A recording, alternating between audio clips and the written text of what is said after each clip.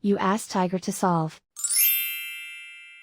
This deals with linear equations with one unknown. The final result is x equals -15. Let's solve it step by step. Group all x terms on the left side of the equation. Subtract 8x from both sides. Group like terms. Simplify the arithmetic. Group like terms. Simplify the arithmetic.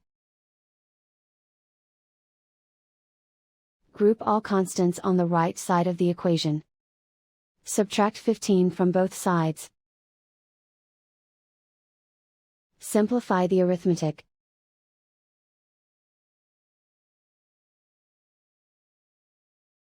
Isolate the x. Divide both sides by -2. Cancel out the negatives. Simplify the fraction. Move the negative sign from the denominator to the numerator. Find the greatest common factor of the numerator and denominator. Factor out and cancel the greatest common factor.